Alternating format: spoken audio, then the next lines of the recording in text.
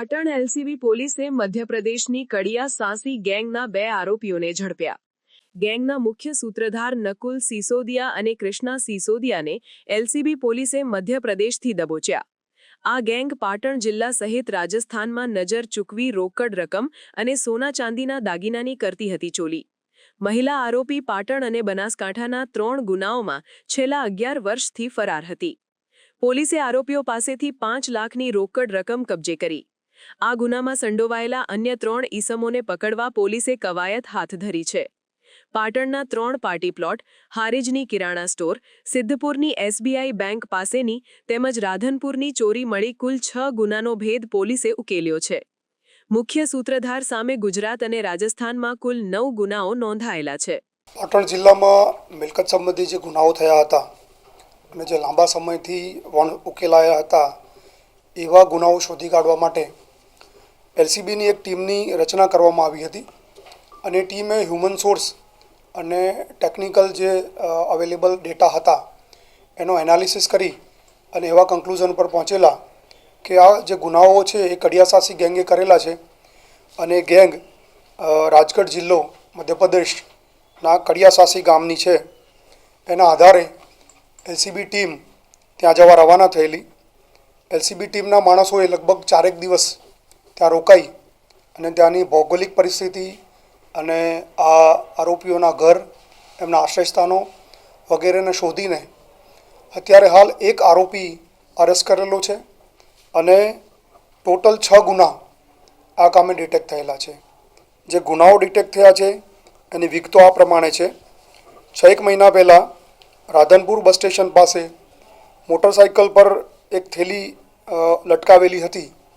એ થેલી ઉપર ચેકો મારી અને એમાંથી 3 લાખ રૂપિયા ચોરી કરેલી હતી. એ 3 લાખ રૂપિયા આ ગુનાના કામે સંપૂર્ણ રિકવર કરવામાં આવે છે. 6 વર્ષ પહેલાં બાલાજી પાર્ટી પ્લોટ પાટણમાં લગ્ન પ્રસંગે દાગીના અને રોકડ રકમ ચોરી કરી ગયેલા હતા. એ પણ આ ગુનાના કામે શોધી કાઢવામાં આવેલા છે. 2 વર્ષ પહેલાં સિદ્ધપુર ખાતે એસબીઆઈ બેંક પાસેથી 1 લાખ રૂપિયા ચોરી થયેલા. એ 1 લાખ રૂપિયા આ ગુનાના કામે રિકવર કરવામાં આવ્યા છે. 5 મહિના પહેલાં હારીજ પાસે કિરાણા સ્ટોર પાસેથી 1 લાખ રૂપિયા આ લોકોએ ચોરી કર્યા હતા. એ પણ આ ગુનાના કામે 100% રિકવર કરવામાં આવ્યા છે.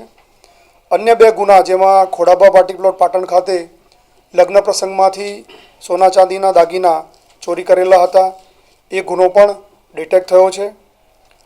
4 વર્ષ પહેલાં જે પાર્ટી પ્લોટમાંથી લગ્ન પ્રસંગમાંથી જે ચોરી થઈ હતી એ પણ એ ગુનો પણ ડિટેક્ટ થયો છે. આ ગેંગની એવી એમો છે કે લગ્ન પ્રસંગે ત્યાં સારા કપડાં પહેરીને અંદર ઘૂસી જવાનું અને જે સોના ચાંદીના દાગીના દાન પેટે કે ભેટ પેટે આવ્યા છે એને ઉઠાવી જવાના. અને બેંકની સામે ઊભા રહી અને કોઈ રોકડ રકમ લઈને જતું હોય તો એની પાસેથી કોઈપણ રીતે કોઈ યુક્તિ પ્રયુક્તિ કરીને ઉઠાવી લેવાની પ્રવૃત્તિ કરે છે. એટલે ટોટલ 6 ગુના ડિટેક્ટ થયા છે. 5 લાખ રૂપિયાની રિકવરી થઈ છે અને આ ગુનામાં અન્ય 3 આરોપી અરેસ્ટ કરવાના બાકી છે. જે આરોપી પકડાયો છે એની સામે ટોટલ 9 ગુના દાખલ થયેલા છે અને 3 ગુનામાં એ નાસ્તો ફરતો છે. તો એ એક આરોપી પકડાયો છે. એ ગેંગના અન્ય આરોપીઓને પકડવાના બાકી છે. આ કામે પોલીસે જે કામગીરી કરી છે એમાં એક મહિલા જે પાટણના ગુનામાં 11 વર્ષથી નાસ્તી ફરતી હતી અને બનાસકાંઠાના 2 ગુનામાં 11 વર્ષથી નાસ્તી ફરતી હતી. એણે પણ પોલીસે પકડી લીધી છે અને એ રીતે આ ગુનાઓ ડિટેક્ટ થયા છે. સમાચારની અવનવી અપડેટ જોતા રહો નિખરતા ગુજરાત ન્યૂઝ સાથે. નિખરતા ગુજરાત ન્યૂઝને લાઇક, શેર, સબસ્ક્રાઇબ કરો અને બેલ આઇકન દબાવીને સમાચારની ઝડપી માહિતી મેળવો.